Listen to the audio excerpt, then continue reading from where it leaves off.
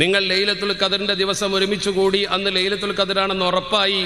എന്നാൽ പോലും 4 കൂട്ടർക്ക് പടച്ചറബ് പുറത്തു തരികയില്ല. ഷഫീഉനാ റസൂലുള്ളാഹി സ്വല്ലല്ലാഹു അലൈഹി വസല്ലം 4 കൂട്ടർക്ക് പുറത്ത് കിട്ടൂല. 4 കൂട്ടർക്ക് ലൈലത്തുൽ ഖദർ കൊണ്ട് ഒരു ഉപകാരവും കിട്ടൂല.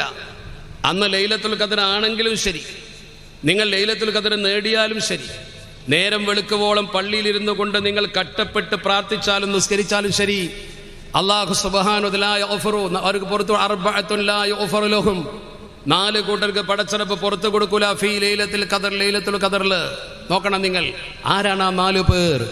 സ്വഹാബത്ത് വളരെ ആകാംക്ഷാഭരിതരായി വളരെ വേവലാതിയോടുകൂടി ചോദിച്ചു, ആരാണ് പരിശുദ്ധ പ്രവാചകരെ നഷ്ടപ്പെട്ടു പോയ ആ 4 പേര്? പരിശുദ്ധ പ്രവാചകർ പറഞ്ഞു, ഒന്ന് മുദ്മിനു ഖംറാൻ, മദ്യപാനി, മയക്കുമരുന്ന് സ്ഥിരമായി ഉപയോഗിച്ചു കൊണ്ടിരിക്കുന്ന ഒരാള്. അയാൾ ഒരു ദിവസം നന്നാകാൻ വേണ്ടി മാത്രം പള്ളിയിൽ വന്നിട്ട് പ്രത്യേക പ്രയോജനമൊന്നുമില്ല. മുദ്മിന ഖംറായ മനുഷ്യന് പടച്ചറബ് പുറത്തു കൊടുക്കൂല, ഉറപ്പാ. ഒരു കാലത്തും അവന് പുറത്തു കൊടുക്കൂല. രണ്ടാമത്തേത്, ഒരു മനുഷ്യനെ സംബന്ധിച്ചിടത്തോളം വളരെ പ്രധാനമാണ് ആക്കുല്ലി വാലിദൈഹി, ഉമ്മയെയും ഉപ്പയെയും വെറുപ്പിക്കുന്നവൻ. ഉമ്മാനെ വെറുപ്പിക്കുന്നവൻ, വാപ്പാനെ വെറുപ്പിക്കുന്നവൻ. ഉമ്മാനെ കണ്ടുകൂടാ, ബാപ്പയെ കണ്ടുകൂടാ. ഈ ആള് പള്ളിയിൽ വന്ന് ലൈലത്തുൽ ഖദറിൽ നിസ്കരിച്ചിട്ട് ഒരു പ്രയോജനവുമില്ല. അവന് ലൈലത്തുൽ ഖദർ ബാധകമല്ല. എത്ര അപകടമാണ് നോക്ക് നിങ്ങൾ. ഉമ്മാനോട് പിണങ്ങി നിൽക്കുന്നവരോ ഉപ്പാനോട് പിണങ്ങി നിൽക്കുന്നവരോ സദസ്സിലുണ്ടെങ്കിൽ ഗൗരവത്തോടെ ചിന്തിച്ചോ. പള്ളിയിൽ നമ്മൾ റമദാനിൽ ഏറ്റവും പുണ്യപ്പെട്ട ദിവസം പോലും അള്ളാഹു പുറത്തു തരില്ലെങ്കിൽ വേറെ ദിവസം ഏതായാലും തരില്ല എന്ന് ഉറപ്പല്ലേ? ഓഫറുള്ളപ്പോൾ വില കുറയുന്നില്ലെങ്കിൽ പിന്നെ അല്ലാത്ത സമയത്ത് വില കുറയില്ല എന്ന് ഉറപ്പല്ലേ? അപ്പോൾ ലൈലത്തുൽ ഖദറിൽ പോലും പുറത്ത് കിട്ടില്ലെങ്കിൽ വേറെ സമയത്ത് എന്തായാലും കിട്ടൂല. നിങ്ങൾ ചിന്തിക്കേണ്ട കാര്യമാണ്. അതുകൊണ്ട് ഉമ്മാനെയും ഉപ്പാനെയും വെറുപ്പിക്കുന്നവർക്ക് പള്ളി ബാധകമല്ല. ആദ്യം വീട്ടിൽ നിന്ന് തുടങ്ങണം. ഇസ്ലാമിക കൾച്ചർ ബിഗിൻസ് അറ്റ് ഹോം എന്നാണ്. ഇസ്ലാമിന്റെ സംസ്കാരം വീട്ടിൽ നിന്ന് പഠിച്ചു തുടങ്ങണം. നിങ്ങൾ ഉമ്മയെയും ഉപ്പയെയും മാനിക്കണം. ഉമ്മ പ്രായമായാൽ പരിഗണിക്കണം. അബൂബക്കർ ഹാജി കണ്ടോ, വയസ്സായ ഉമ്മ പരിപാലിച്ചു, മരിച്ചപ്പോൾ ഉമ്മാക്കൊരു പള്ളി തന്നെ എടുത്തു കൊടുത്തു. ഫാത്തിമ എന്ന പേരിട്ടു ഉമ്മാന്റെ പേരിൽ. എന്തൊരു മനോഹരമാണത്, ചിന്തിക്കണം നിങ്ങൾ. അതുപോലെ തിരിച്ചു ചിന്തിക്കുക. രണ്ടാമത്തൊന്നെന്താണ്? ആക്കുല്ലി വാലിദൈഹി. മൂന്നാമത്തേത് വളരെ പ്രധാനമാണ്. ഖാതിഉർ റഹം, കുടുംബ ബന്ധം മുറിക്കുന്നവൻ. ഖാതിഉർ റഹം. ഒരു സമൂഹത്തിൽ കുടുംബ ബന്ധം മുറിച്ചൊരു വ്യക്തി ഉണ്ടെങ്കിൽ, ഈ സദസ്സിലുണ്ടെങ്കിൽ, ജേട്ടനോട് മിണ്ടൂല, അല്ലെങ്കിൽ പെങ്ങളോട് മിണ്ടില്ല, കുടുംബത്തിൽ കലഹമുണ്ടാക്കുന്നവനാണ്. അങ്ങനത്തെ ഒരു വ്യക്തിക്ക് ഒരിക്കലും ലൈലത്തുൽ ഖദറിന്റെ ഗുണം കിട്ടൂല. കുടുംബം പൊളിക്കാൻ പാടില്ല. കുടുംബത്തെ ചേർത്തി നിർത്തുന്നവനാണ് ബർക്കത്ത്. കുടുംബം പിളർത്തുന്നവൻ ആരാണെങ്കിലും ശരി, അവനെ ഒരിക്കലും അള്ളാഹു അംഗീകരിക്കൂല. അവന് ലൈലത്തുൽ ഖദറിന്റെ പുണ്യമേ കിട്ടൂല. ആ മനുഷ്യനെ സംബന്ധിച്ചിടത്തോളം ഒരു നിലക്കും ലൈലത്തുൽ ഖദറിന്റെ പുണ്യം കിട്ടൂല. വളരെ ഗൗരവത്തോടെ ചിന്തിക്കണം. മൂന്നാമത്തത് അതാണ്. നാലാമത്തേത് മുഷാഹിൻ, ഒരു കാരണവുമില്ലാതെ തമ്മിൽ തെറ്റി നിൽക്കുന്ന മനുഷ്യൻ. ശറഈയായ കാരണമില്ലാതെ ഒരു മുസ്ലിമിനോട് തെറ്റി നിൽക്കുക, അവനോട് ഒരു ബന്ധമല്ല. അയൽവാസിയോട് തെറ്റി, അല്ലെങ്കിൽ തൻ്റെ പരിചയമുള്ള ഒരാളോട് തെറ്റി. ഒരു കാര്യമല്ല തെറ്റാൻ. എന്താ കാരണം? ചിലപ്പോൾ കല്യാണത്തിന് വിളിച്ചിട്ടുണ്ടാവില്ല, അത്രേ ഉണ്ടാവുള്ളൂ. അല്ലെങ്കിൽ ഇവൻ ഉദ്ദേശിച്ച എന്തെങ്കിലും ഒരു കാര്യം അവൻ നടത്തി തന്നിട്ടുണ്ടാവില്ല, വെറുതെ തെറ്റുക. കള്ളു കുടിക്കുന്നൊരു മനുഷ്യനാണെങ്കിൽ ചിലപ്പോൾ അവനോട് പിണങ്ങേണ്ടി വരും. നിസ്കരിക്കാത്തൊരു മനുഷ്യനാണെങ്കിൽ അവനോട് പിണങ്ങേണ്ടി വരും. അതൊന്നുമല്ല. ഒരു ശറഈയായ കാരണവുമില്ലാതെ മുഅ്മിനായ ഒരു മനുഷ്യൻ മറ്റൊരു മുഅ്മിനായ മനുഷ്യനോട് പിണങ്ങി നിൽക്കുന്നുണ്ടെങ്കിൽ ആ വ്യക്തിയുടെ ദുആക്ക് ഉത്തരം കിട്ടൂല, ലൈലത്തുൽ ഖദർ കിട്ടൂല. എത്ര ഗൗരവ നിങ്ങൾ നോക്ക്. എന്താ ഇതൊക്കെ സൂചിപ്പിക്കുന്നത്? ഇതൊക്കെ സൂചിപ്പിക്കുന്നത് ബന്ധങ്ങൾ ചേർത്തി നിർത്തണം എന്നാണ്. ബന്ധങ്ങൾ സുദൃഢമാക്കാൻ തന്നെയാണ് പള്ളി. എന്തിനാണ് മുസ്ലിങ്ങൾക്കൊരു മഹല്ല്? എന്തിനാണ് ഒരു കാളി? എന്തിനാണ് ഒരു പള്ളി? എല്ലാവരും ചേർന്ന് ഇങ്ങനെ സഫായി നിന്ന് നിസ്കരിക്കുന്നു. വീട്ടിലെ ഓരോ പ്രതിനിധികൾ അങ്ങനെ നിസ്കരിക്കുന്ന സമയത്ത് ഒരാളെ കാണാനില്ല. ഒരു ദിവസം സ്ഥിരമായി ജമാഅത്തിന് വരുന്ന ഒരാളാ. അപ്പോൾ ആളുകൾ അന്വേഷിക്കും, അവനെവിടെ? അവന് രോഗമാണ്. എന്നാൽ പോയി സന്ദർശിക്കും, അതിന് കൂലിയിട്ടു. അവന് സാമ്പത്തിക ബുദ്ധിമുട്ടുണ്ട് ചികിത്സിക്കാൻ, എന്നാൽ നമ്മളൊക്കെ കൂടി ഒന്ന് നോക്കാമെന്ന് പറയും. അങ്ങനെ ഒരു കൂട്ടായ്മ രൂപപ്പെടും, ഒരു പരസ്പര സഹായം രൂപപ്പെടും. അതാണ് സമൂഹത്തിൽ സോഷ്യൽ കമ്മിറ്റ്മെന്റ്. ഇസ്ലാം എന്ന് പറഞ്ഞാൽ അങ്ങനെയാണ്. നമ്മുടെ നിസ്കാരമാണെങ്കിലും നോമ്പാണെങ്കിലും സക്കാത്താണെങ്കിലും ഹജ്ജാണെങ്കിലും ഒക്കെ അങ്ങനെ തന്നെയാണ്. നമ്മുടെ നിസ്കാരം നോക്ക് നിങ്ങൾ. നമ്മൾ നിസ്കരിക്കുമ്പോൾ ജമാഅത്തായിട്ട് നിസ്കരിക്കുമ്പോൾ കൂടുതൽ പ്രതിഫലമുണ്ട്. ഈ പള്ളിയിൽ നിങ്ങൾ നിസ്കരിക്കുമ്പോൾ ഫാത്തിഹ നിർബന്ധമാണല്ലോ. ഫാത്തിഹയുടെ ഒരക്ഷരം പിഴച്ചാൽ നിസ്കാരം പോയി. നേരെ മറിച്ച് ജമാഅത്തായിട്ട് നിസ്കരിക്കുന്ന സമയത്ത് ഒരാൾ വൈകി വന്ന് തുടർന്നു, ഇമാമ് റുക്കോയിലാണ്, ഉയർന്നിട്ടില്ല, അയാൾ വേഗം തക്ബീർ കെട്ടി കൂടെ കൂടി റുക്കോൾ ശരിക്ക് കിട്ടിയാൽ ആ മനുഷ്യനെ സംബന്ധിച്ചിടത്തോളം ആ റക്അത്ത് കിട്ടി. ഫാത്തിഹ അല്പം പോലും വേണ്ട. എന്തേ കാരണം? അത് കൂടി നിന്നപ്പോൾ കിട്ടിയൊരു ഗുണമാണ്, ജമാഅത്തിന്റെ പ്രതിഫലമാണ്. അതാണ് നമ്മൾ മനസ്സിലാക്കേണ്ടത്. അപ്പോൾ ഇത് കൂടി നിൽക്കുമ്പോൾ ഗുണമുള്ളൊരു കാര്യമാണ്. ഒറ്റക്ക് നിസ്കരിക്കുന്നതിനേക്കാൾ പള്ളിയിലാകുമ്പോൾ കൂലി കൂടുതൽ, ജമാഅത്താകുമ്പോൾ അതിലും കൂടുതൽ. നിങ്ങൾ മനസ്സിലാക്കേണ്ട ഏറ്റവും പ്രധാനപ്പെട്ട കാര്യമല്ലേ ഇത്? ചിന്തിച്ചു നോക്ക് നിങ്ങൾ. അതുപോലെ നോമ്പ് നോക്കൂ. എല്ലാവർക്കും നോമ്പ് നിർബന്ധമില്ല. ഈ സദസ്സിൽ എല്ലാവർക്കും നോമ്പ് നിർബന്ധം ഉണ്ടാവില്ല. നോമ്പ് നിർബന്ധമുള്ള ഒരാൾ തന്നെ അയാൾക്ക് രോഗം കാരണം നോമ്പ് നോൽക്കാൻ കഴിയില്ലെങ്കിൽ പാവപ്പെട്ട ആൾക്ക് മുദ്ദ് കൊടുത്താൽ മതി. ഒരു നോമ്പിനൊരു മുദ്ദ് 800 മില്ലി ലിറ്റർ ഭക്ഷ്യധാന്യം ഒരു ഫക്കീറിന്, പാവപ്പെട്ടവന് കൊടുത്ത് അവനെ തീറ്റിയാൽ എൻ്റെ നോമ്പിന് ഫലമായി. വേറൊരാൾ ഭക്ഷണം കഴിച്ചാൽ എൻ്റെ നോമ്പായി എന്ന് പറഞ്ഞാൽ എന്താ അതിൻ്റെ അർത്ഥം? മറ്റുള്ളവനോടുള്ള കടപ്പാട് ഇബാദത്താവുകയാണ്. അങ്ങനത്തെ ഒരു മതമാണിത്. സക്കാത്ത് എല്ലാവരും കൊടുക്കേണ്ട കാര്യമില്ല. സക്കാത്ത് കഴിവുള്ളവന് കൊടുത്താൽ മതി. ഞാൻ ഉണ്ടാക്കിയ സമ്പത്ത് എൻ്റെ കയ്യിൽ നിന്ന് ഒരു പാവപ്പെട്ടവന് കൊടുത്തിട്ടില്ലെങ്കിൽ എൻ്റെ ഈ പൈസ ഹറാമായി. അത് സോഷ്യൽ കമ്മിറ്റ്മെന്റ് ആണ്. എൻ്റെ പണം ശുദ്ധമാകണമെങ്കിൽ എൻ്റെ പണം ഒരു പാവപ്പെട്ടവന് എത്തിച്ചു കൊടുത്തിരിക്കണം. കണ്ടോ പരസ്പര ബന്ധം.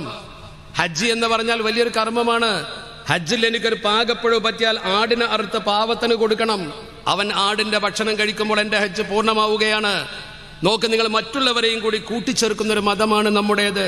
അതുകൊണ്ട് നമുക്ക് കൂടിച്ചേരാനുള്ള കേന്ദ്രമാണ് പള്ളി.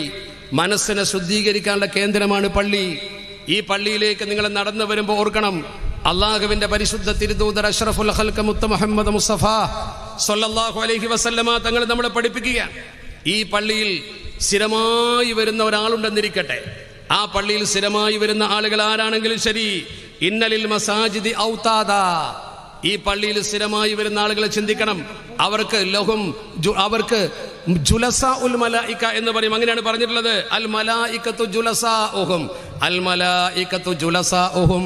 സ്ഥിരമായി പള്ളിയിൽ വരുന്ന ആൾക്കാർക്ക് മലക്കുകൾ കൂട്ടുകാരായിട്ട് അവിടെ ഉണ്ടാവും. ഇത് ഹദീസാ, ഒരു തർക്കം വേണ്ട.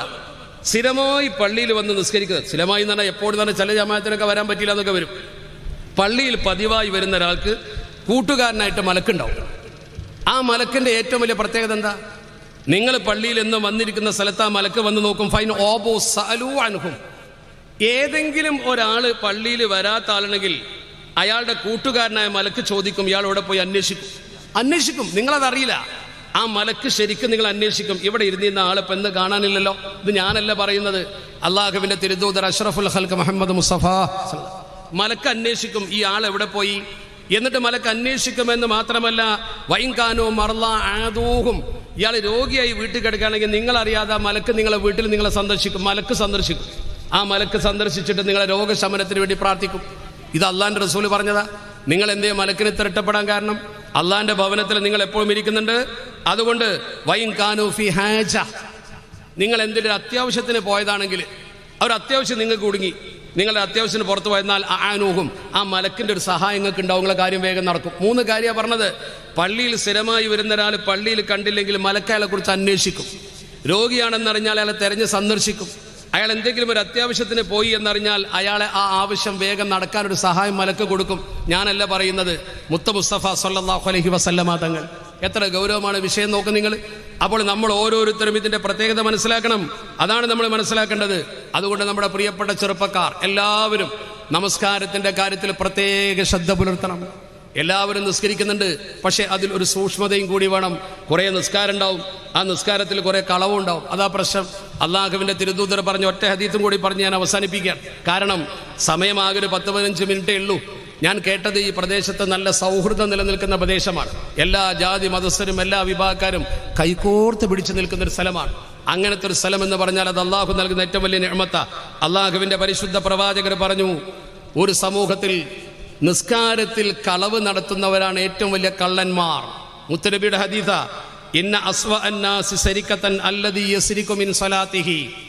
കള്ളന്മാരിൽ വെച്ച് ഏറ്റവും വലിയ കള്ളൻ നിസ്കാരത്തിൽ കക്കുന്നവനാണ്. അപ്പൊ നമ്മൾ വിചാരിക്കും ആൾക്കാർ ജമാഅത്തിൽ നിൽക്കുമ്പോൾ കക്കുന്ന ആളാണ്. അല്ല, നിസ്കരിക്കുന്നവൻ കക്കും. അതെങ്ങനെ?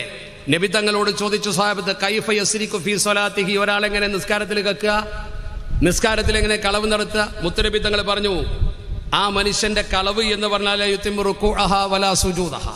സുജൂദും റുക്കൂഉം ശരിക്കും പൂർത്തിയാക്കൂല എന്ന് പറഞ്ഞാൽ പടഞ്ഞ് നിസ്കരിക്കാതെ തന്നെ പൂർത്തിയാക്കൂല. ഭയങ്കര തിരക്കാണ്. പെട്ടെന്ന് നിസ്കരിച്ചിട്ട് പെടപെടടിച്ചിട്ട് പോവും. എന്നാ നിസ്കാരം ശരിയല്ല. അങ്ങനെ നിസ്കാരത്തിൽ അതിന്റെ അദബ് പാലിക്കാതെ കളവ് നടത്തുന്നവനാണ് ഏറ്റവും വലിയ കള്ളൻ. അഷ്റഫുൽ ഖൽഖ് ത്വാഹ റസൂലുള്ളാഹി. അങ്ങനെയാവരുത്. അച്ചടക്കത്തോടെ തുമനീനത്തോടു കൂടി ഉസ്താദുമാര് മദ്രസയിൽ നിന്ന് പഠിപ്പിച്ചു തന്ന പോലെ നിസ്കരിച്ചാൽ മനസ്സിനൊരു സമാധാനം കിട്ടും. ഒരു സന്തോഷം കിട്ടും. ഒരു കാര്യം കൂടി പറയട്ടെ, മുത്തുനബി തങ്ങൾ പറഞ്ഞിട്ടുണ്ട്, ഒരു മനുഷ്യൻ പരാജയപ്പെടാൻ ഒരു കാര്യം മാത്രം മതി. ബിഹസ്ബിൽ മുഅ്മിനി മിൻ ശഖാഇ വൽ ഖൈബ. ഒരു മുസ്ലിമായ മനുഷ്യൻ പരാജയപ്പെടാൻ, തോറ്റ് തൊപ്പിയിടാൻ ഒറ്റ കാര്യം മതി. എന്താ?